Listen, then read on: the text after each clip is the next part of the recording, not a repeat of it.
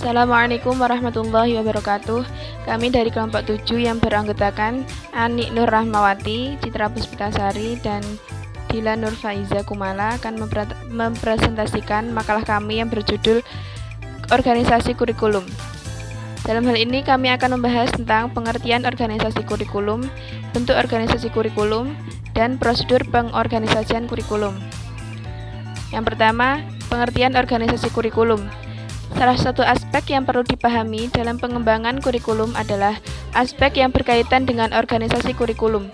Organisasi kurikulum adalah suatu proses ketika sekolah dapat mengidentifikasi kebutuhan dan menentukan prioritas dari kebutuhan dan mengembangkan keyakinan untuk berusaha memenuhi kebutuhan sesuai dengan skala prioritas berdasarkan sumber-sumber yang ada dalam sekolah sendiri maupun yang berasal dari luar dengan usaha secara kolektif.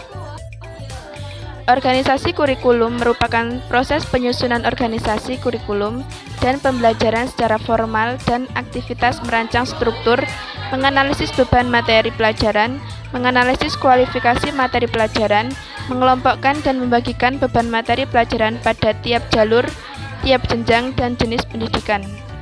3 aspek yang harus diperhatikan dalam pengorganisasian kurikulum diantaranya: yang pertama, pemerincian materi pelajaran; yang kedua, pembagian materi pelajaran berdasarkan jalur, jenjang, dan jenis pendidikan; dan yang terakhir, pengembangan mekanisme hubungan antara materi pelajaran berdasarkan jalur, jenjang, dan jenis pendidikan. Materi selanjutnya akan disampaikan oleh teman saya. Selanjutnya yaitu bentuk organisasi kurikulum. Saya Ani Nur Rahmawati akan menjelaskan bagian bentuk organisasi kurikulum. Bentuk organisasi kurikulum itu berdasarkan mata pelajaran itu dibagi menjadi 4. Yang pertama yaitu kurikulum terpisah. Kurikulum terpisah ini menyajikan bahan pelajaran dalam berbagai macam mata pelajaran yang terpisah satu dengan yang lainnya. Pada kurikulum ini juga berpusat pada bahan ajar pembelajaran, yang mana kurikulum ini lebih menekankan pada pembentukan intelektual. Ciri dari kurikulum terpisah ini yang pertama yaitu tiap mata pelajaran seolah tersimpan dalam kotak tersendiri. Yang kedua, tidak hanya tertuju pada penguasaan sejumlah ilmu pengetahuan dan mengabaikan perkembangan aspek tingkah laku lainnya. Yang ketiga, tidak didasarkan pada kebutuhan minat masalah yang dihadapi para siswa. Kelebihan dari kurikulum terpisah ini yang pertama yaitu penyajian bahan pelajaran disusun secara logis dan sistematis. Pada kurikulum ini, organisasi kurikulum yang sangat sederhana dan mudah untuk dilaksanakan. Jadi kurikulum terpisah ini, organisasi kurikulum pada bentuk ini sangat sederhana dan mudah untuk dilaksanakan. Yang selanjutnya mudah dievaluasi dan dites. Adapun kelemahan dari kurikulum terpisah ini yang pertama yaitu tidak memperhatikan masalah sosial kemasyarakatan yang dihadapi peserta didik. Yang kedua, kurang memperhatikan faktor kejiwaan peserta didik. Yang ketiga, kurikulum ini cenderung statis dan tidak inovatif. Yang selanjutnya yaitu kurikulum terhubung. Kurikulum ini menghubungkan pembahasan suatu mata pelajaran dengan mata pelajaran yang lainnya. Jadi dari kurikulum terhubung ini yang pertama, mata pelajaran dikorelasikan satu dengan yang lainnya. Yang kedua, aktivitas siswa sudah mulai dikembangkan. Nah, kelebihan dari kurikulum terhubung ini adanya kemungkinan untuk menggunakan ilmu pengetahuan lebih fungsional. Yang kedua, lebih mengutamakan pemahaman dan prinsip-prinsip daripada pengetahuan dan penguasaan fakta-fakta. Yang ketiga, adanya integrasi pengetahuan kepada peserta didik. Kelemahan pada kurikulum terhubung ini yang pertama yaitu pengetahuannya tidak mendalam dan kurang sistematis. Yang kedua, urutan penyusunan dan penyajian bahan tidak secara logis dan sistematis. Yang ketiga, bahan yang disajikan tidak berhubungan langsung dengan kebutuhan dan minat peserta didik.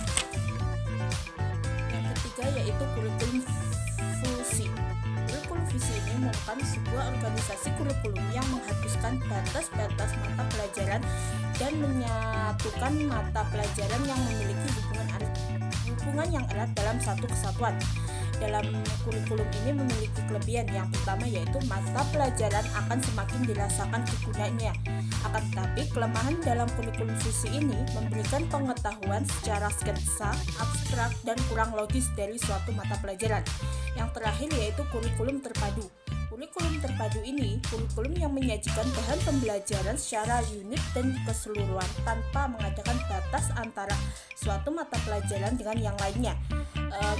Peran dalam kurikulum ini, peran guru sama aktifnya dengan para murid, yaitu guru sebagai pembimbing. Ciri dari kurikulum terpadu ini yang pertama yaitu sistem penyampaiannya bersifat terpadu. Yang kedua, pelajarannya bertitik tolak dari core subject yang diuraikan menjadi sejumlah pokok bahasan. Kelebihan dari kurikulum terpadu ini yang pertama yaitu memungkinkan hubungan yang erat antara sekolah dengan masyarakat. Yang kedua, mudah disesuaikan dengan minat, kesanggupan, dan kematangan murid.